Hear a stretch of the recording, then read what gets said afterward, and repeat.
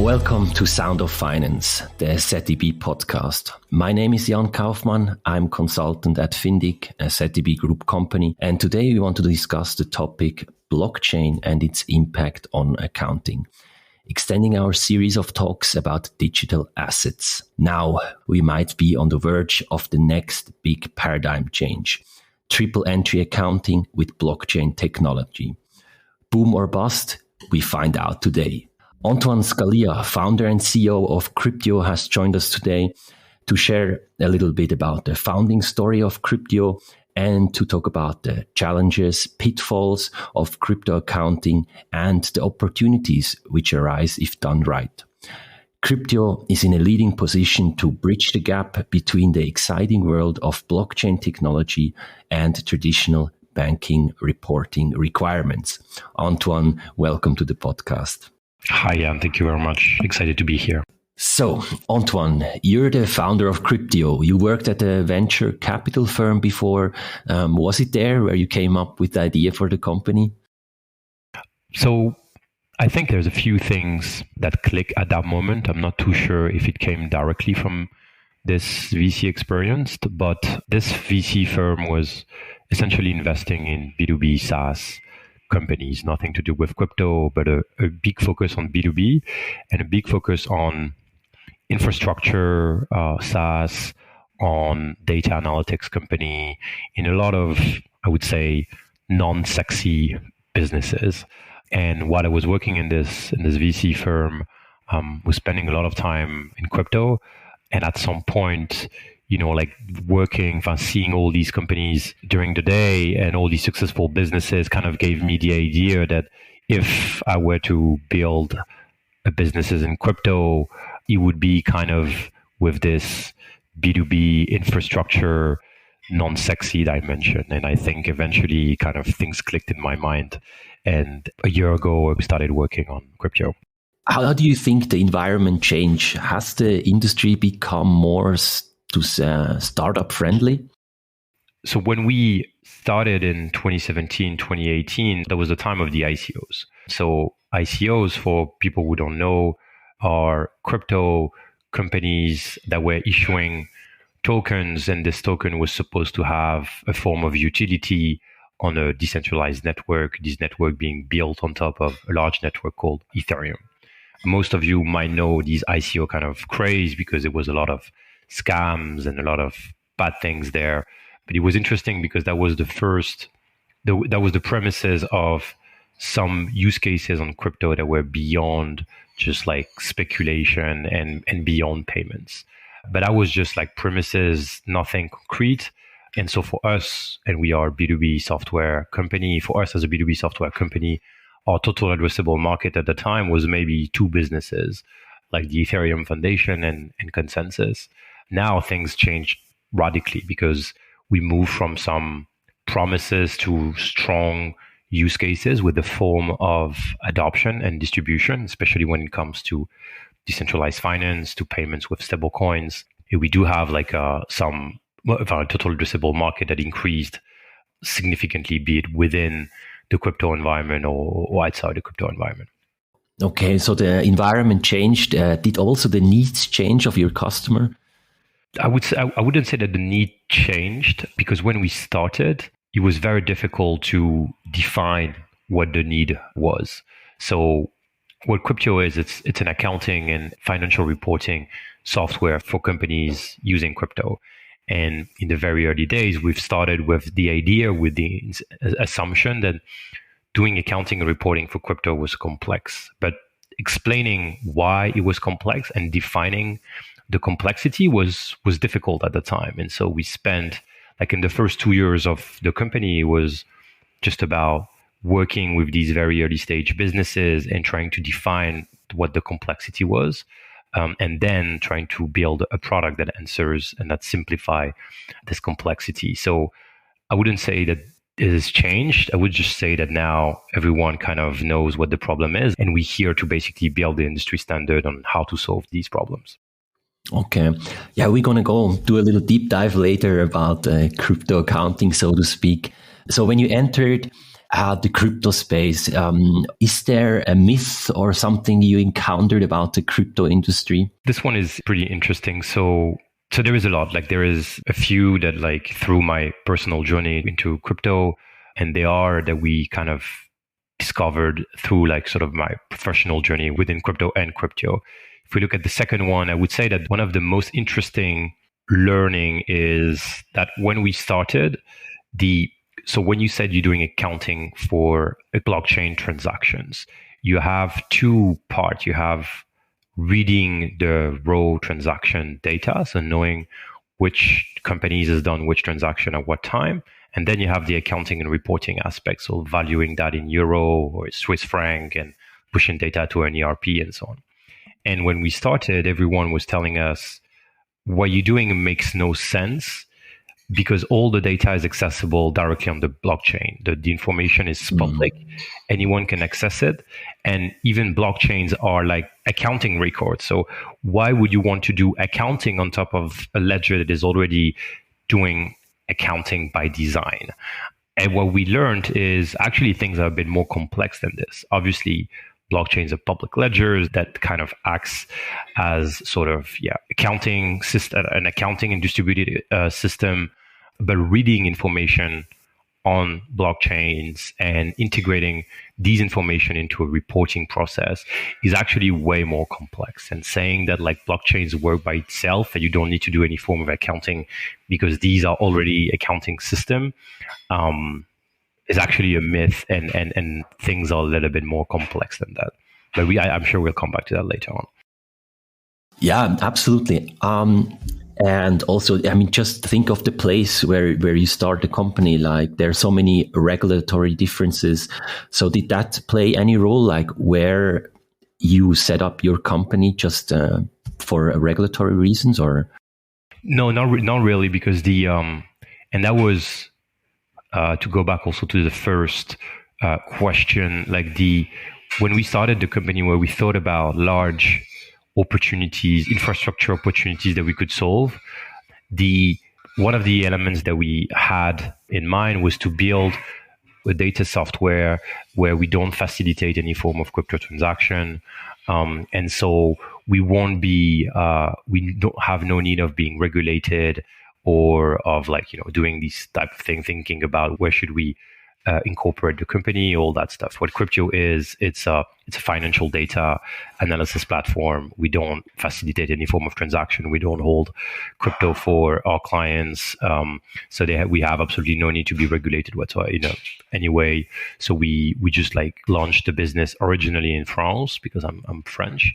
And then not because of regulation, but because of like how the startup world works and how the VC world works, we ended up creating a mother company in the US and then later created another company in the UK. But this is not due to crypto regulation. This is just due to like the nature, the international nature of like the crypto market and the VC market. Okay.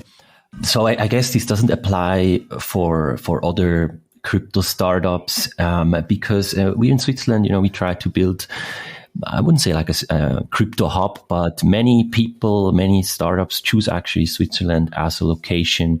What do you think about these differences? Yeah. No, I do think we do. So we see quite well, like where crypto startups are regulated and where it does work with like sustainable models and other places where it's not that sustainable. So for instance, where we started, we saw a lot of crypto startups and these ICO companies, these companies issuing their own tokens, being regulated in Malta. And then we saw a lot of them moving from Malta to other jurisdictions. So we saw some specific jurisdiction getting traction and all of a sudden, like losing their customers, so to speak. And we saw other jurisdiction like Switzerland they took time and built and structured a pretty complete and then pretty sustainable kind of regulation framework.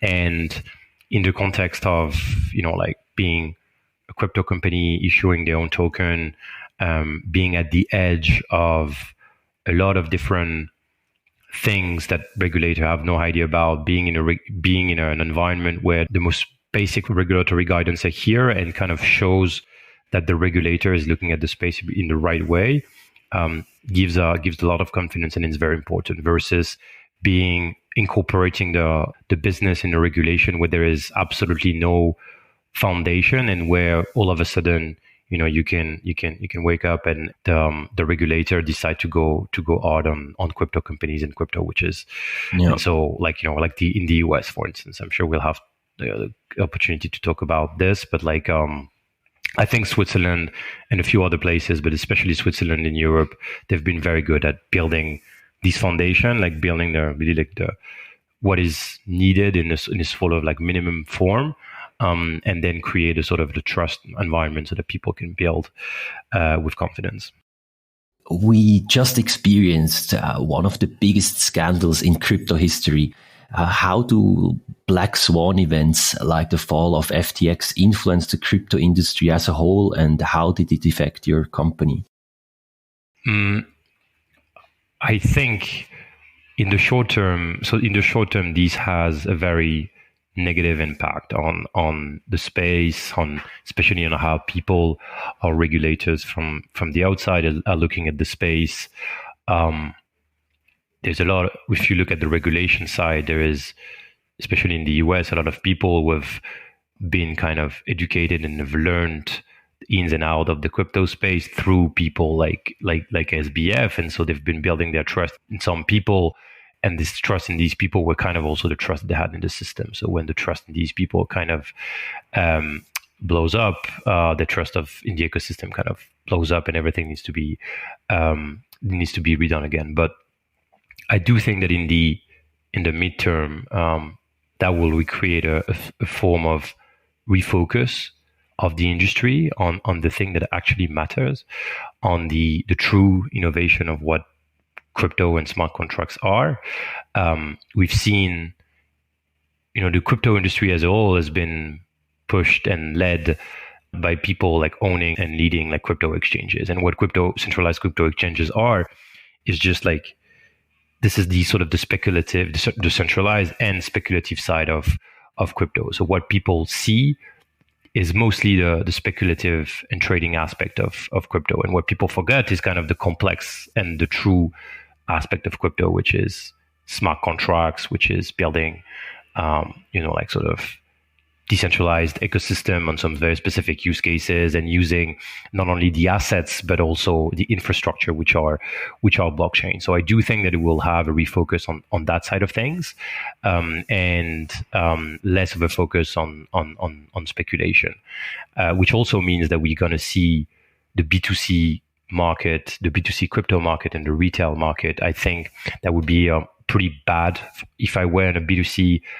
If I had my company position on a B2C retail play, I would be very worried because I do think that there is like kind of there's a huge problem in terms of trust on that side, and there will be a priority that will be given to more auditability, more transparency, and people will discover that like the good news is that one of the key feature of the infrastructure side of crypto, one of the key features of blockchain is actually being able to provide real-time, transparent, and auditable data. So I do think in the mid to long term, it would be a very positive thing, even though in the short term we might face some very difficult sort of like lack of trust, and some VCs and investors decided to focus their attention on other things and kind of having a sort of short-term defocus from crypto. Yeah, I mean, but speculation, I mean, it's kind of inherent to it's very closely tied to the technology, so you cannot have one without the other. But are you saying that we have to start every time from scratch in terms of trust, or? No, I don't. I do think that eventually, trust is not needed if we focus, because this is what eventually blockchains are. These are like trustless network, where the fact that the activity of the network is transparent, and the fact that the governance and the consensus and the consensus is split between different parties that have no interest between each other is the foundation of being trustless system. So it's just about building the tools so that these systems could be really trustless. And in order to do that, you need to have for all the stakeholders and people using these networks, which could be users, it could be investors, it could be builders. All these people needs to have access to auditable data on how this protocol works, on like the volume of transaction that is being done, the nature of transaction that is being done on these smart contracts. And by having this data and this information that is well understood by all these stakeholders, this is how you build trustless networks. I don't think that we need to go back from scratch. And like there's been some, like people like us, but like in every aspect, being on the finance side or on the data analytics side, even on the dev tooling side, people have been focusing on building the infrastructure on that side for ages, and these people are still there. So there'd just be a refocus on these type of builders in the industry rather than just like people building centralized exchanges and stuff like that. Absolutely. Yeah, a term that I keep reading nowadays that is very much connected to that is like the democratization of trust. So the collective validation through a consensus mechanism. If we look at accounting, an application of this idea would be a new form of like triple entry accounting. But maybe we can start from the beginning. So could you explain our listeners the difference between using blockchain for accounting purposes versus holding cryptos on the balance sheet? Sure. So here again, maybe to start with, I think it's important to make the distinction I just did between crypto as assets and crypto as infrastructure, which is more linked to the concept of blockchains. So blockchains are like distributed ledgers.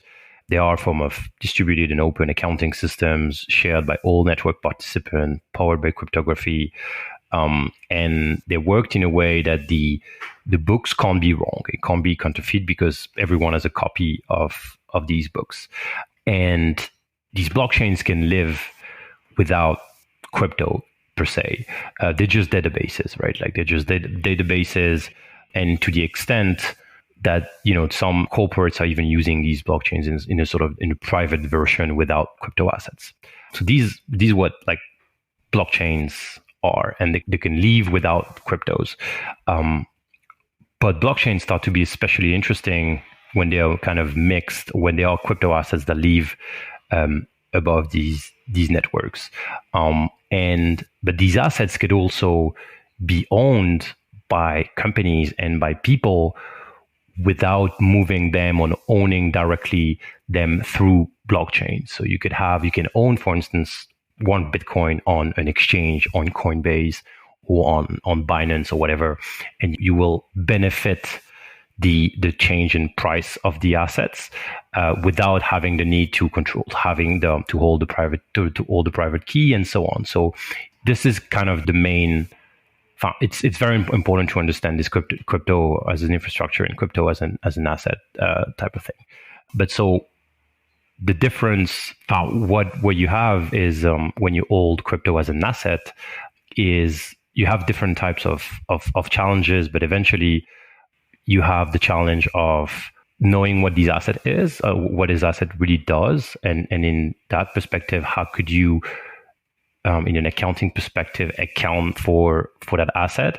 And you have also another issue if you're holding these assets directly through a wallet, which is how can I read the blockchain in order to get the information that I need to account for that asset. Okay. So, and what is triple entry accounting?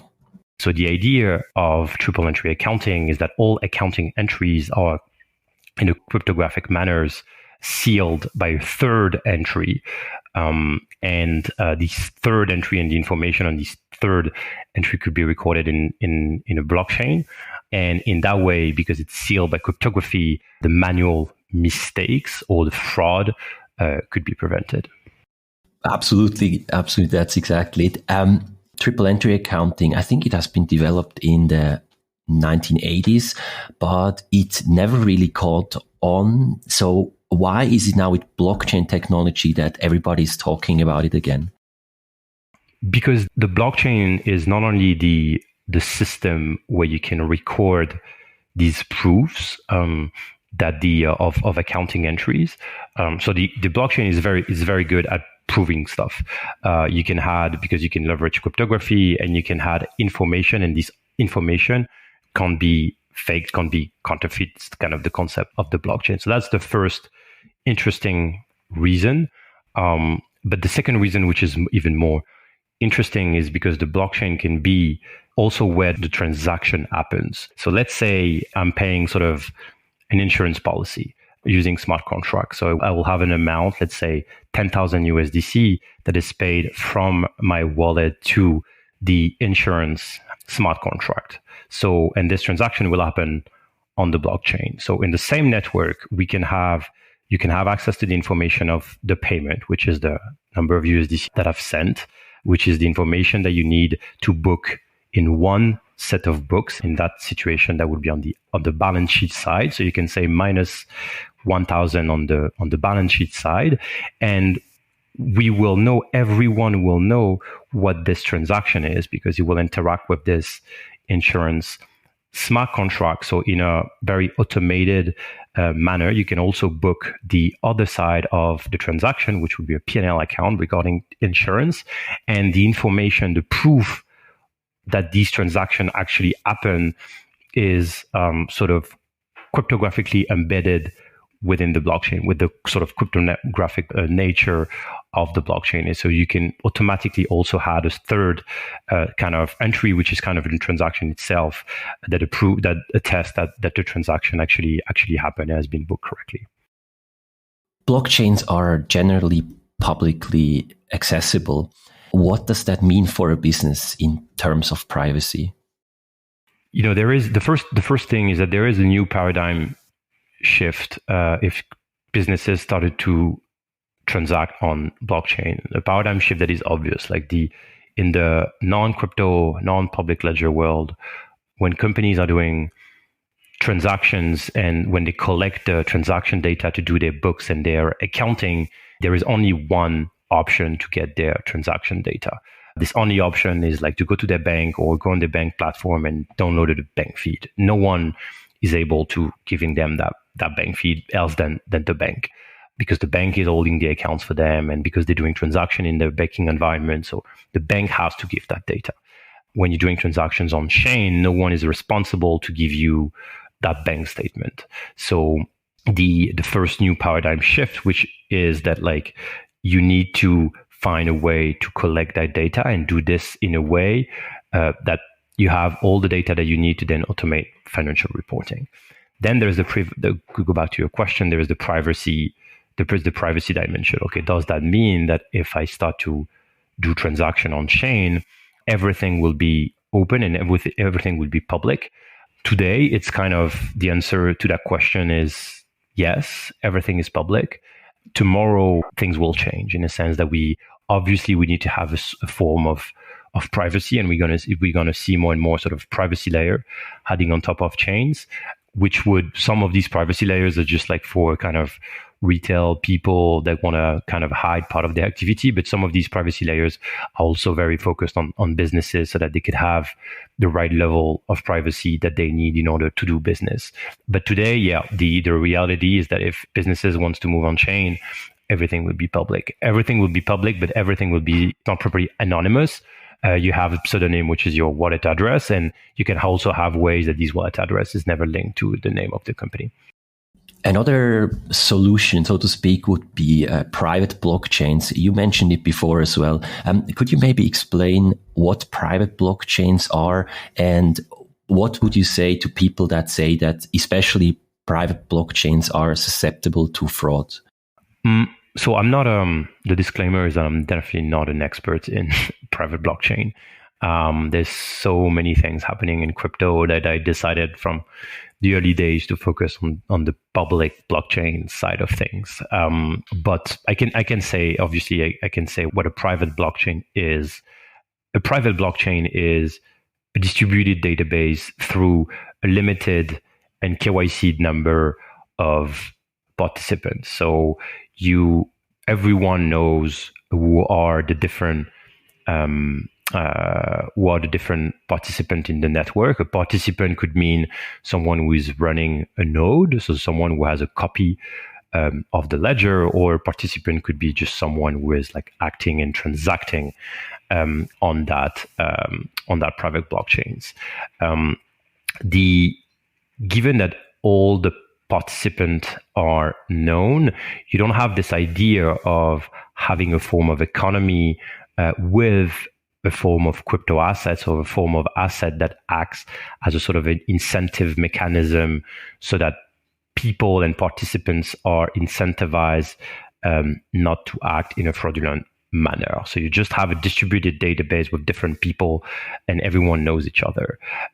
So you don't have this trustless aspect of chains, which is especially interesting. And so because we don't have that, you run the risk of having sort of fraudulent actors. Everyone know each other. You could have collusion between different participants.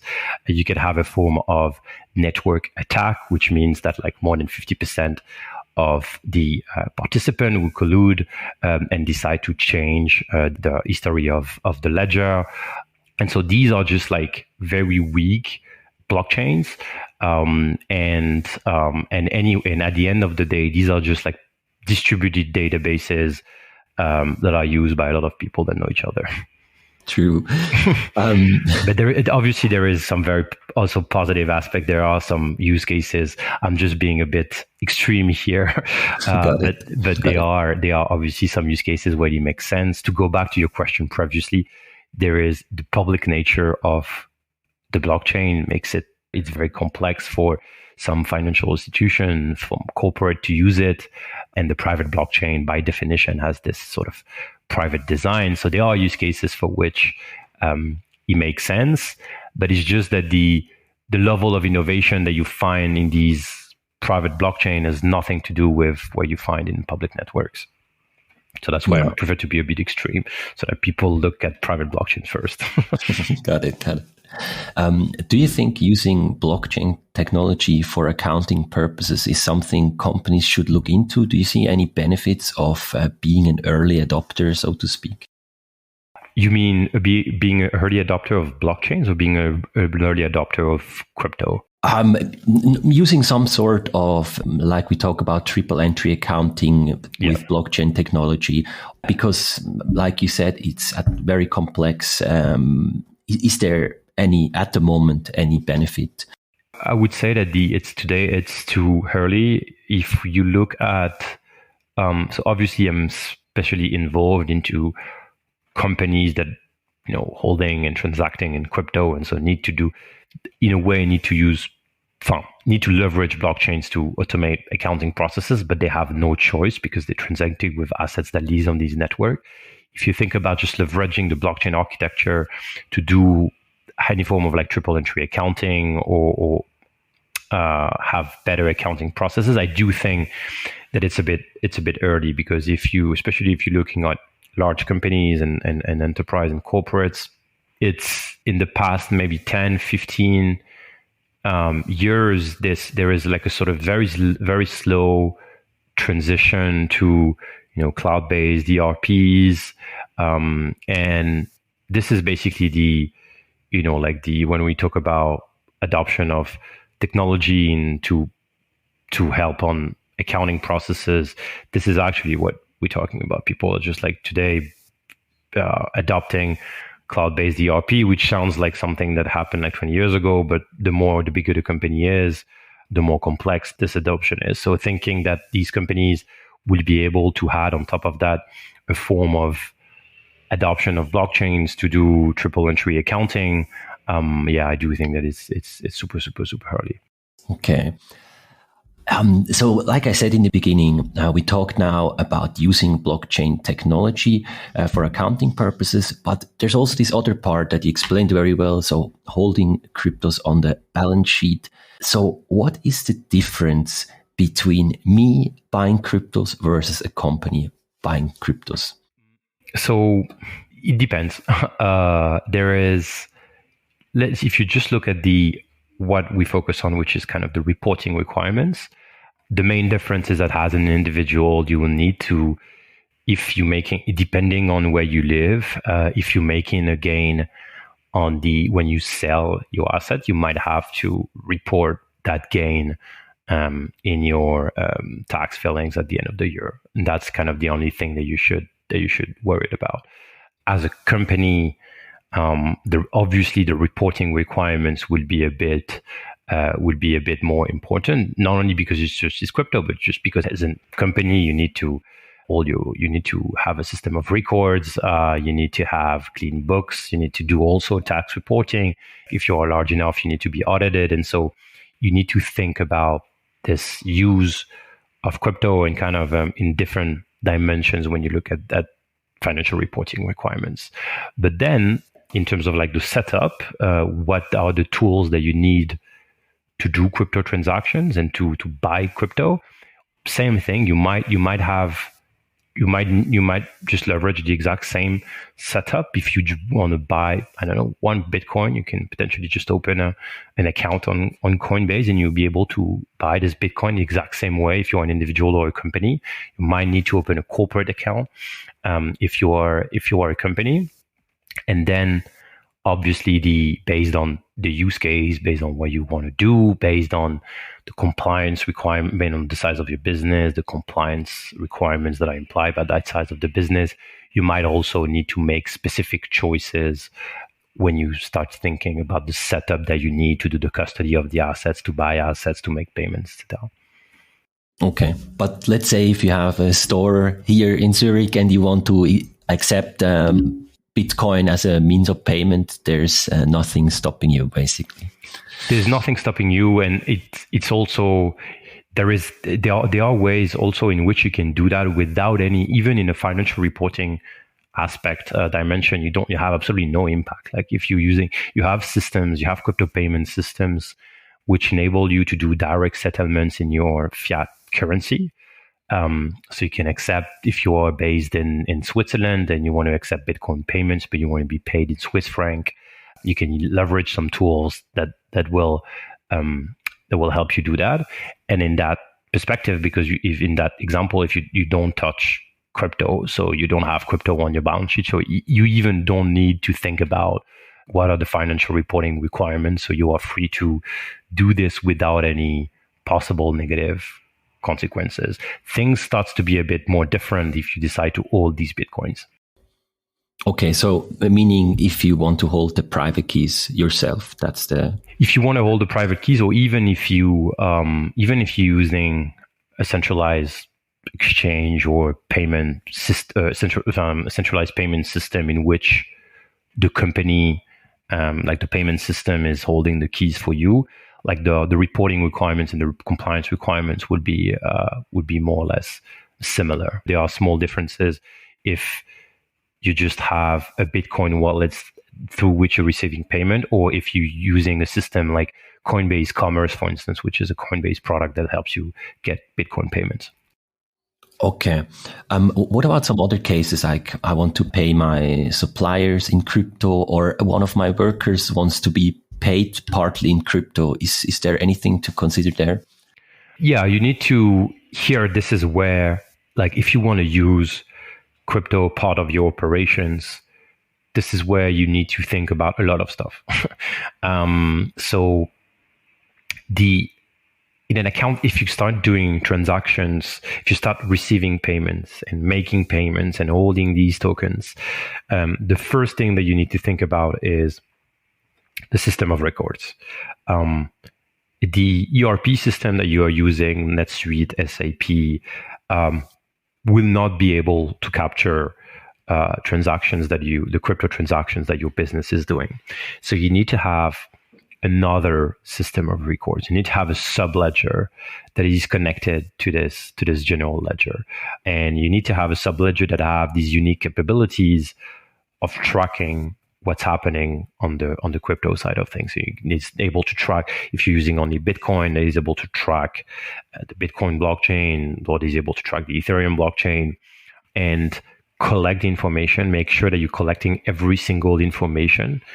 To go back to what I said earlier, you will realize down the line that collecting the data from the chain is actually way more difficult than you think.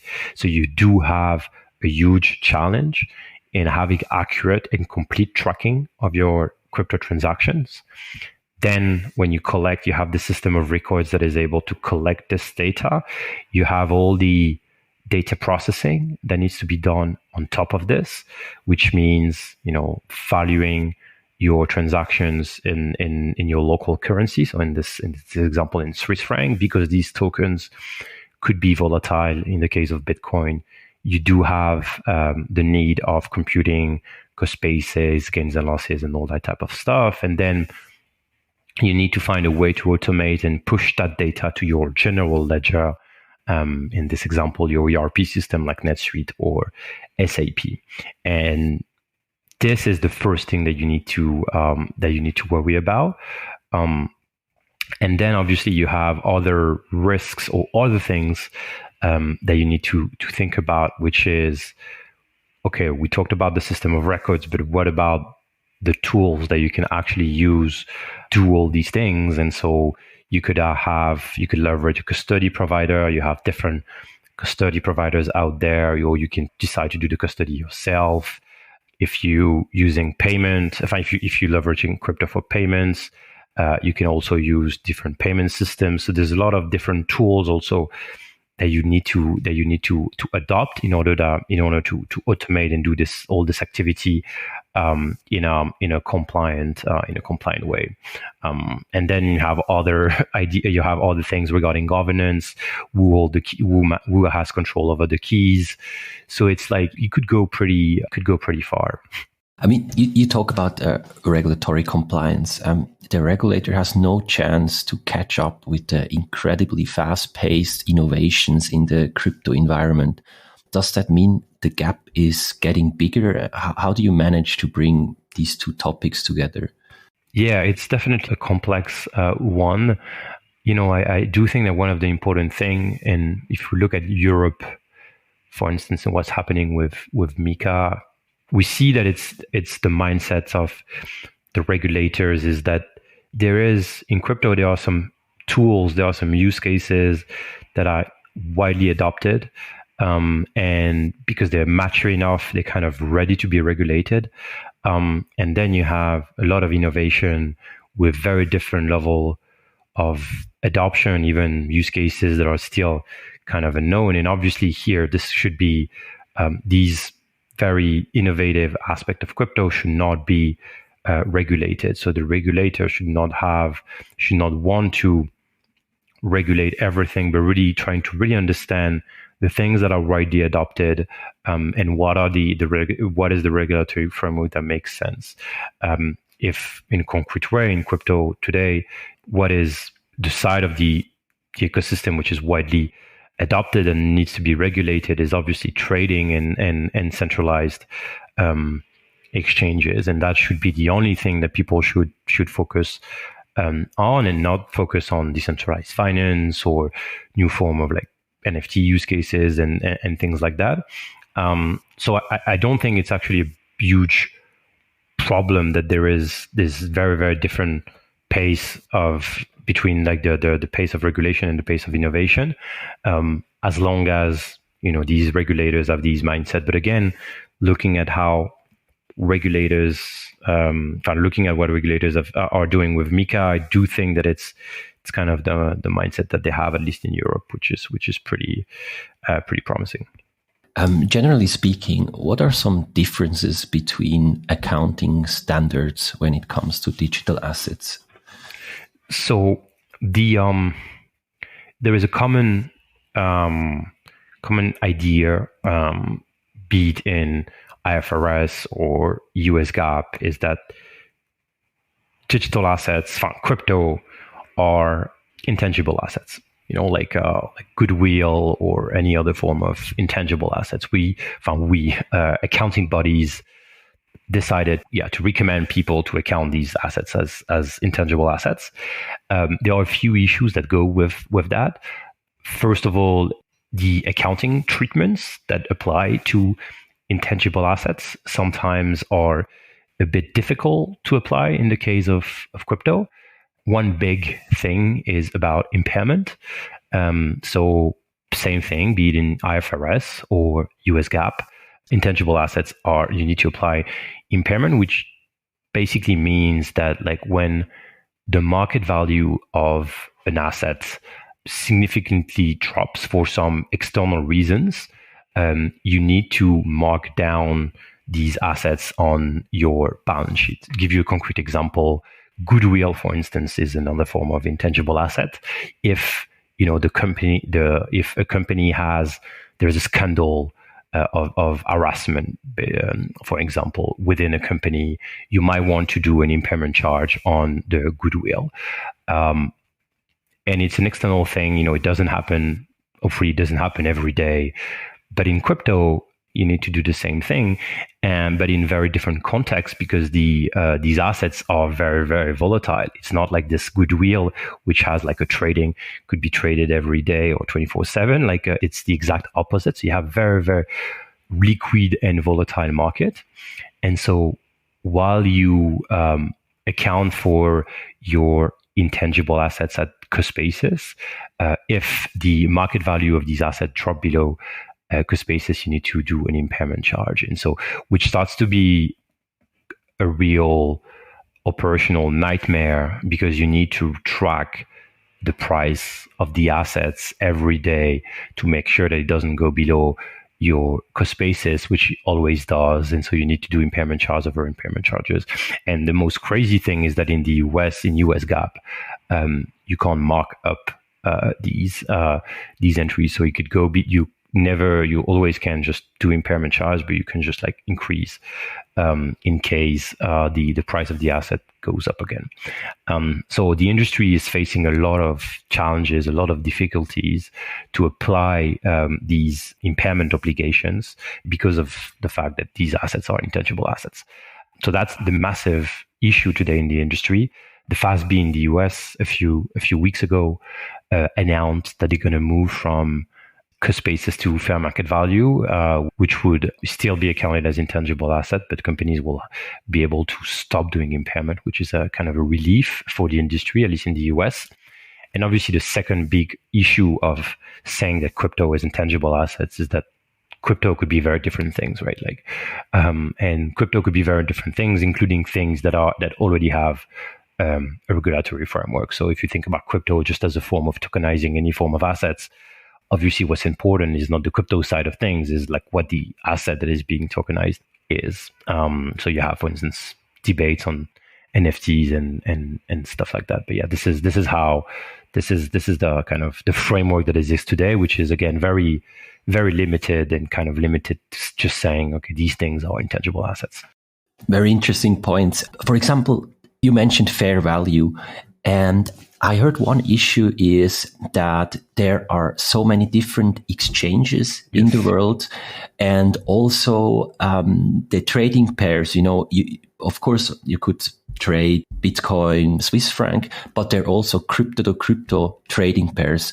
So how does this, in the context of fair value? There's no answer to that. There is no answer to that question. There is no answer to that question. We really found, like the industry, auditors, especially accounting bodies, auditors, and also software providers like us, which know what's possible and not possible. We kind of collaborating right now on what should be the best practices when it comes to fair market valuation, because there's a lot of things that you need to take into account. You need to look at, what are based on your market, based on where you are, which part of the world you are. You need to look at the exchanges and the platforms that are available in your market. You can't use, for instance, the Bitcoin price from an exchange that is being traded in Japan if you are a company in Switzerland that doesn't have access to that exchange. Then you need to look at the trading volumes of the assets that for which you want to do fair market valuation. You also need to look at as you mentioned, there is a sort of a decision that needs to be made on, do you look only at pairs on your internal fiat currency, or Do you look at different thresholds for which you will have to go through a USD pair, which usually has a higher volume, and then kind of convert this in your local currency because the pair within your local currency, the volume is too low. So there's lots of different things that you need to take into account, and there is absolutely no industry standard today. So what happens today is that these companies that need to take these questions of like fair market valuation very seriously, what they're collaborating with Big Four and audit firms, and they discuss all together, and they make like sort of choices on what makes the most sense, and then they document that, and they try to stick to that and have a sort of a consistent valuation system built on top of the system of records. But yeah, a lot of no best practices here. Nothing has been set in stone.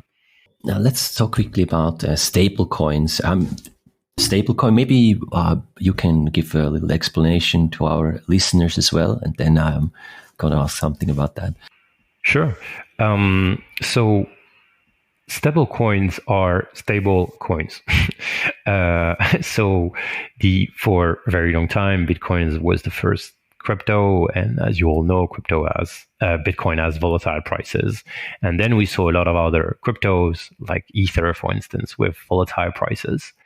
And then in 2016, maybe 2015, 2016, people realized that if we want to use crypto for a means of payment, which was originally the idea, right? Bitcoin as the sort of the currency of the internet, it would be way better to have crypto with stable prices.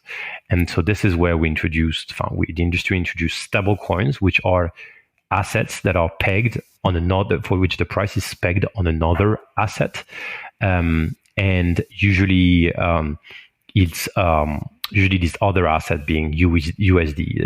This is where you have the highest volume and highest liquidity. So we started to see crypto assets for which price is pegged on $1. So cryptos like USDC, others like USDT are stable coins for which the price is pegged on the US dollar.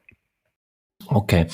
And now if we go back to the accounting standards, so what is so unique about stablecoin? Why is it not cash, or is it cash maybe? What do you say? So same thing. Go back to the question on like the accounting treatment of crypto assets. Like there is no accounting guidance today. There is no accounting bodies today that tells you that stablecoin should be accounted as like cash, or even like as cash equivalent. If you look at the regulation in is like most like kind of pure way, stablecoins are intangible assets, and they need to be accounted like intangible assets. Obviously, for a lot of reasons, you can argue that it doesn't make a lot of sense. And so we do see a lot of our clients and a lot of our partners who are suggesting to account for stablecoins as cash or cash equivalents. And in an accounting perspective here, it's way easier to account for these stablecoin transactions rather than to account for other form of digital assets, because you don't have one of the big hurdles of doing accounting for crypto, which is computing cost basis and gains and losses, and also doing what I mentioned earlier, impairment, because these assets are pegged on the dollar. If your accounting and your books are in dollars, theoretically, you don't have the need to do all these things. But again, this is only in theory. You could have also counter arguments that can tell you, first of all, that they're never pegged perfectly on the dollar. They're always a slight difference, and also obviously the peg is not like guaranteed. It could depeg, and the recent history showed us that it could depeg pretty badly and pretty quickly. Exactly. Yeah, I think we all know which stablecoin you're mentioning. Yes. So when I look at the ongoing discussion about to treat cryptos from a regulatory perspective, you often see this back and forth between allowing innovation versus investor protection. What is your take? How do you balance those two mindsets? It kind of goes back a little bit to what I mentioned earlier, which is, it's very important to do a clear difference between what is kind of radical innovation that doesn't have any impact on the real normal world, I would say, and what is the innovation that is starting to be adopted widely, and because it is started to be adopted widely and distributed into kind of traditional infrastructure, needs to be regulated. And if we look concretely at what happens in crypto, you have one side of crypto which has a decent level of adoption, which is trading on centralized exchanges. We have lots and lots and lots of examples of problems with unregulated exchanges. Obviously, we had the good example very, very recently with FTX, and this needs to be regulated because also this is where the volume of users are, and this is also where you can find the less sophisticated investors, and so the ones that are the most likely to be scammed. And there's a lot to do on that front, and regulators needs to be focused on that. And then you have new things, new use case, new innovation, some of it being very radical, not radical in a political sense, but radical in the fact that it's very new. And the impact that, for instance, if you look at decentralized finance, which is starts to have a sort of decent level of adoption, but very close within the crypto space, there is so many new things happening with so many new concepts that needs to be apprehended and understood in a very new way, because the fact that these protocols are not kind of owned or controlled by anyone, the fact that they are open, it creates a lot of new questions in the regulatory perspective. And this time should be about for the regulators to understand what's happening here, understand the different concepts, and wait to see a significant adoption and distribution in the normal world in order to regulate that. Because if you regulate too soon, you will face the risk of kind of killing the development of this innovation. Okay, final question. Could you take a look into your crystal ball and tell us how the future will look like? How will DLT develop in the future? And what does it mean for the financial service industry? So, yeah, I think I try not to use any form of crystal ball usually, because, this is when people start to use the crystal ball, then everyone is listening to them and everyone is throwing a lot of money at them. And if these guys fail, the whole ecosystem fails. So we saw that with SBF. But I can try a little bit. So I do think in that perspective, that from the perspective of just what I just mentioned, I hope and I think that the future of crypto and the future of blockchains will be more and more boring, I would say, in a sense that it would be less and less retail and more infrastructure related. When I say infrastructure related, we going to see more and more stable coins and protocols being used for payments and slowly being integrated into traditional payment infrastructure. I do think that we're going to see more and more parts of DeFi as a form of like the new capital market infrastructure 2.0, so to speak. I do think that we're going to see more and more NFTs being used in marketing campaigns by luxury brands and online marketplaces and tools.